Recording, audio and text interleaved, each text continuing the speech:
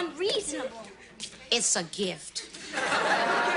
Don't worry, honey. I'll think of something. Sure she will, Sam. Nell knows how to get around Dad. Well, I learned from the best, your mother. Well, you met Mom in Chicago, didn't you?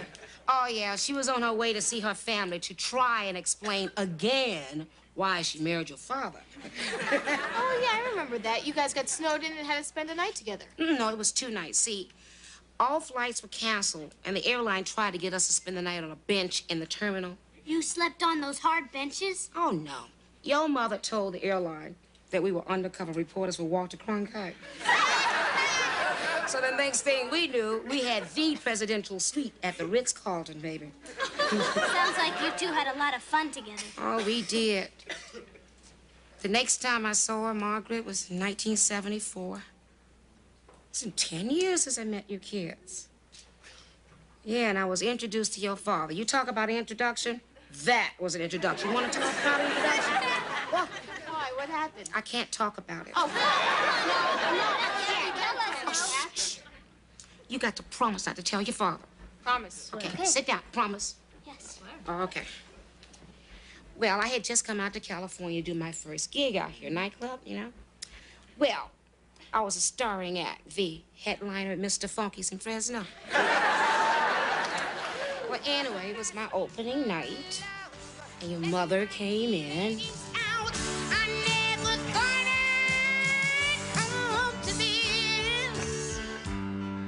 What's it all about?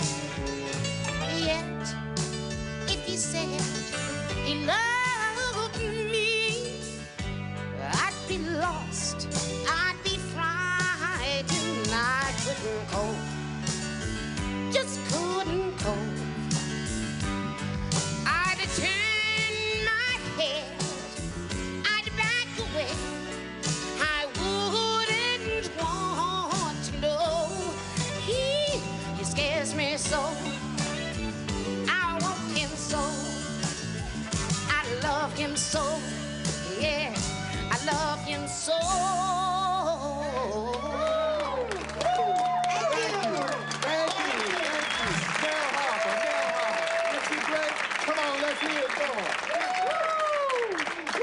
I'm telling you, y'all, she sings just like a nightingale. Me, I sing like a night in jail, but don't phone.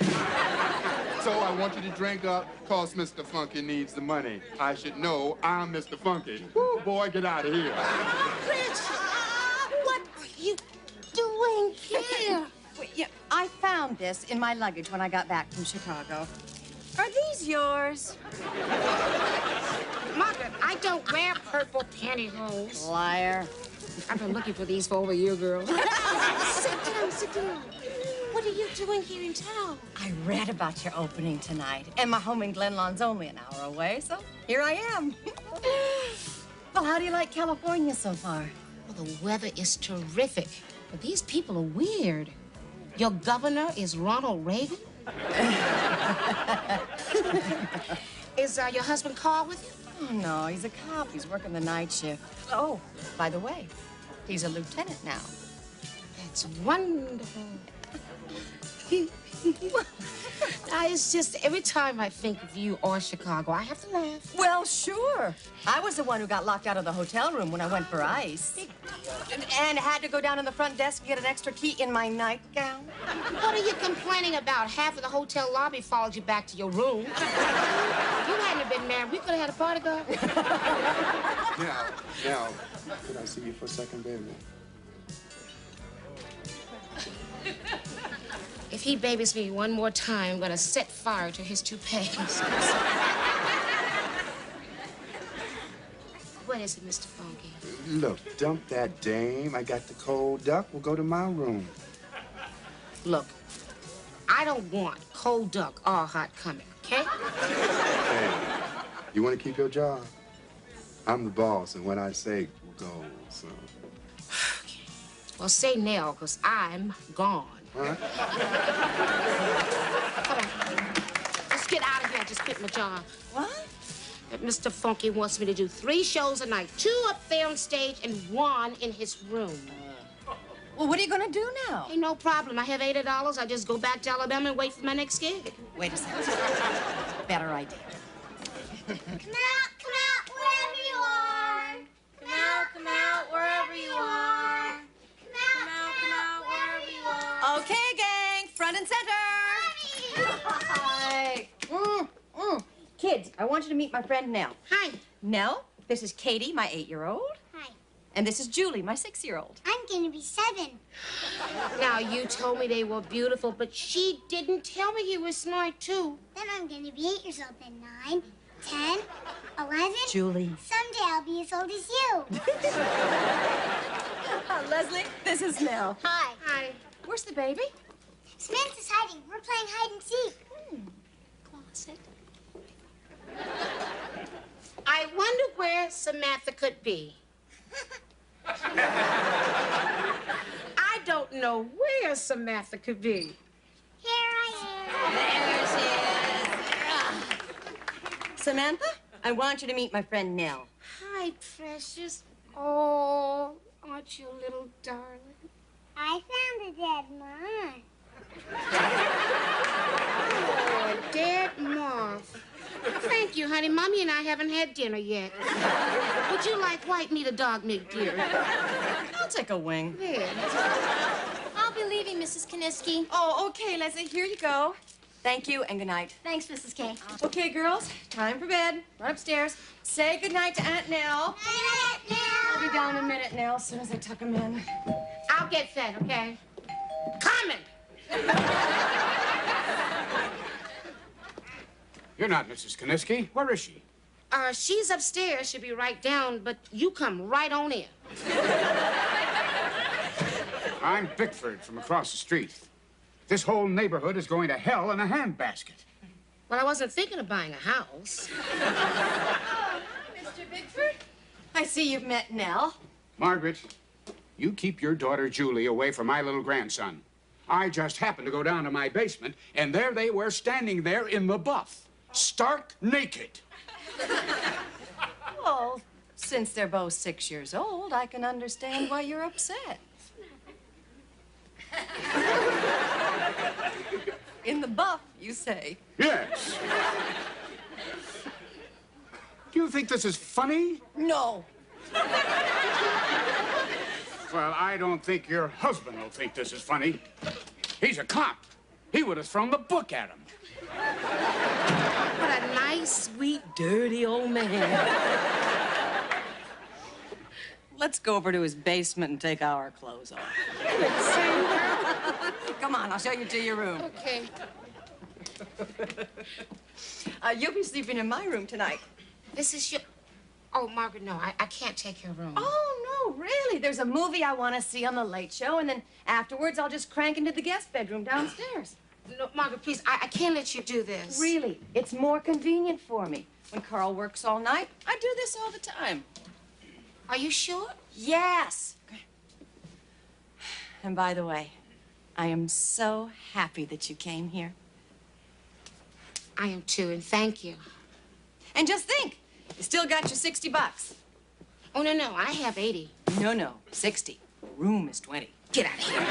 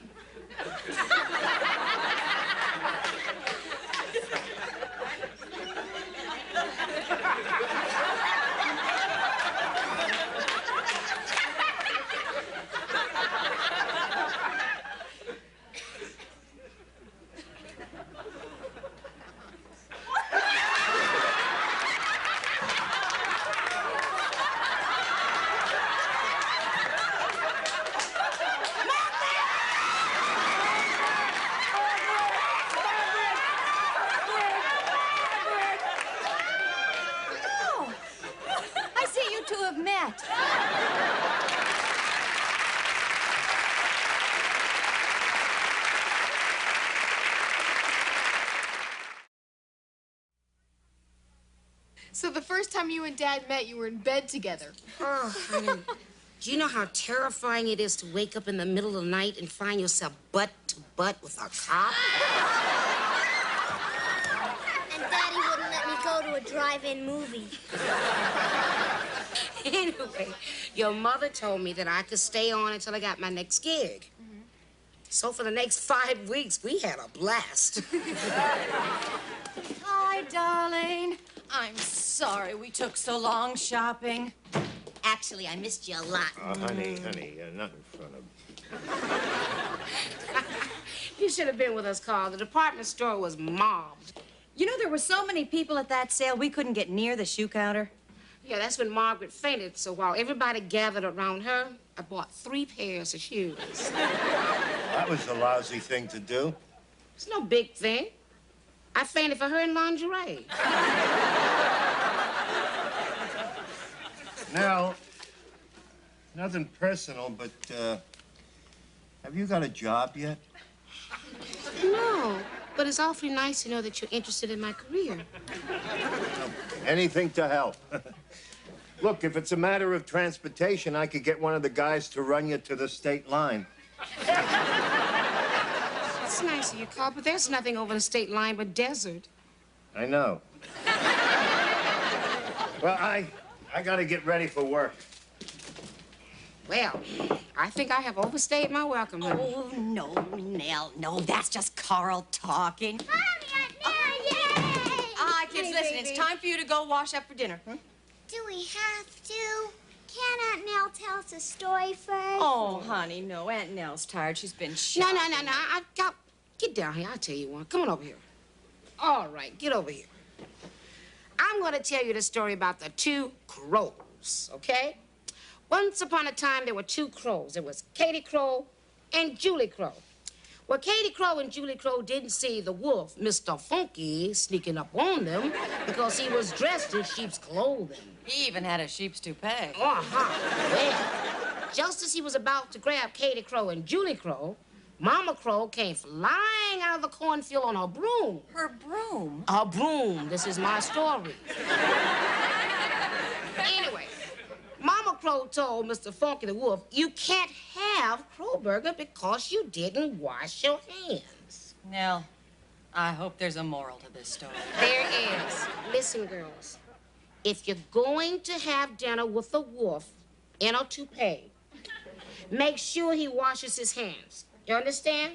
You got it? You see that, girls? Okay. Now go upstairs, get your sister, and wash your hands. That's what upstairs is the Crowburger. You know, maybe you have overstayed your welcome. The girls hate you. Oh.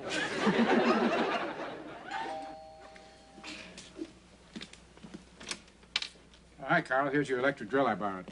Hey, that carbide bit works like a charm. I told you it would. Oh, say about the kids. I punished Bobby, so it's all right if he and Julie play together again. What'd they do? Didn't Margaret tell you? They were naked in my basement. Must have slipped my mind. See you. Naked! Margaret, get down here! Margaret! What is it, darling? Don't darling me, honey. You do this every time, Margaret. Something happens, you don't tell me about it. Then when you tell me, it's like nothing really happened. By that time, I'm so steamed up, I say something stupid, you cry, and then I feel guilty. But it's not going to happen this time. Carl, before we continue this discussion, did I tell you that Julie and Bobby Bickford were naked together? You see, you just did it. But they're only children, You Carl. stay out of this. We never had a nudity problem until you got here. Oh, Carl, they're 6 years old. It was totally innocent. Innocent? Carl, children have a natural curiosity about their bodies. I mean, it's not the same as... when I saw you in your shorts.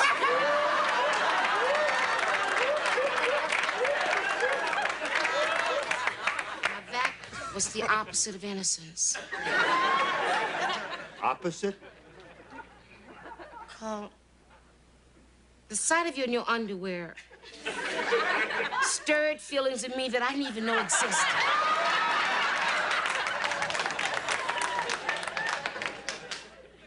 Yeah? I mean, even now, the picture of it just flashes across my mind. Oh, Lord, protect me from lust. Lust? Lust. Protect her, Lord. Amen.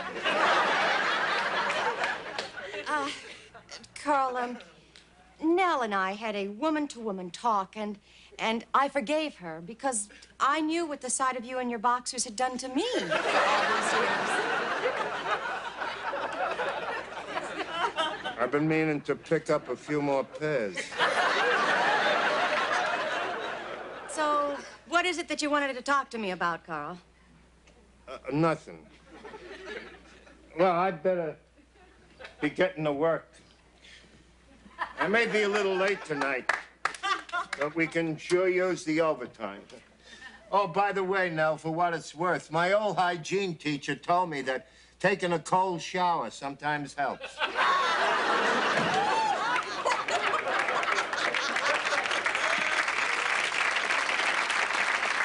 You are evil.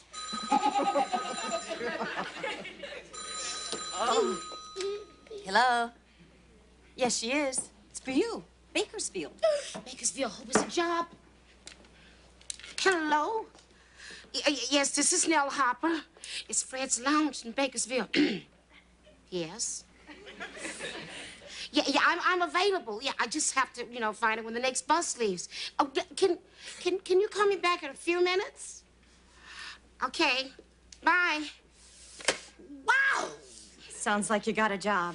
Well, it's not the greatest job in the world, but it's a start. I mean, so what if I live in a rooming house or eat in some crummy diner? Oh, I'm so excited. I just gotta find out what time the next bus leaves. Too soon. Say what, babe? Margaret, I want you to come and see me in about 3 weeks when I really get my act back into shape, okay? Well, I'll try. Can't promise. What you mean you can't promise? You're the only fan club I got, girl.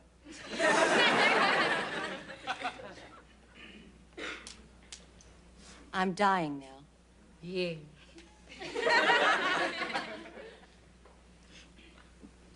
That's not funny, Margaret.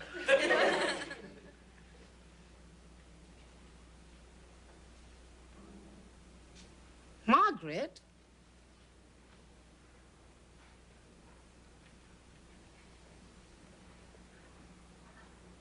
Oh, my God. Margaret. Oh, Margaret.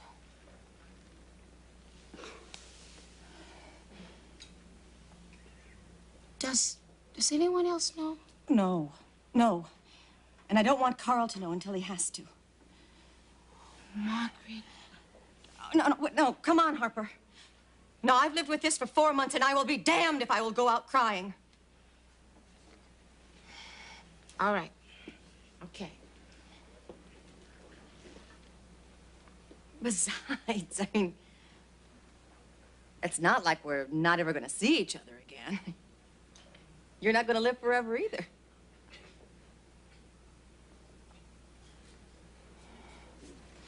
And when we do meet again, I want you to promise me one thing. Anything. Don't wear that dress. Insane.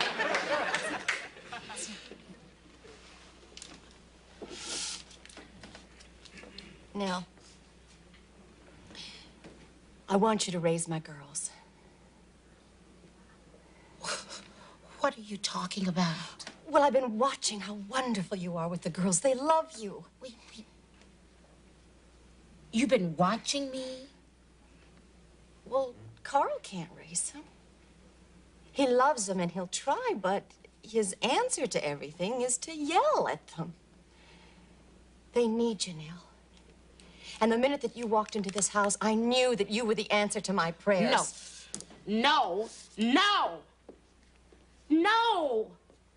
The good Lord did not send me here to help raise the Trapp family. I am not Julie Andrews. me into your house. You're nice to me. You become my friend. You get me to fall in love, those adorable little brats, and then you pull this on me, Margaret. That's low. That takes the cake. Here, sweetheart, you can yell all you want to. I know you care. Yes, I care about me. I got a life to live. I don't have time to be wiping noses here in Glenlawn. I got a future in Bakersfield. There's probably my future there. Hello? Yes. This is Nell. This is Nell Harper. Can you speak up? Children, I can't hear you. Yes. There is a bus leaving tomorrow for Bakersfield.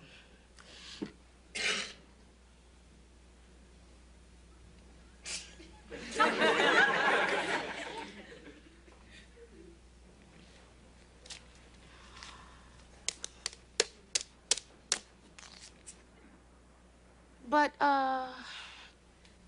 listen, I won't be on it. I got some noses to wipe, okay? Bye-bye.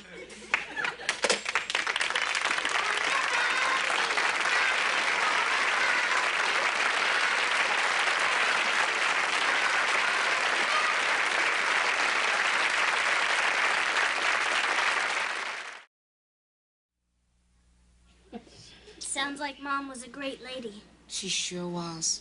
Whenever you were down, you could count on Margaret to make you laugh. Yeah. And she had the last laugh, too. She stuck me with you all these years. Chief, dear, being with you hasn't exactly been over the rainbow for me either.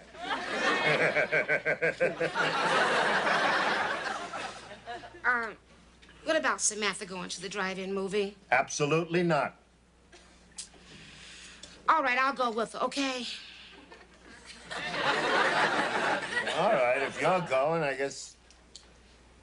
All right, you can go. Hooray. I don't think Martin's gonna be too thrilled about having a chaperone along. That's why I'm calling James. We're going in separate cars.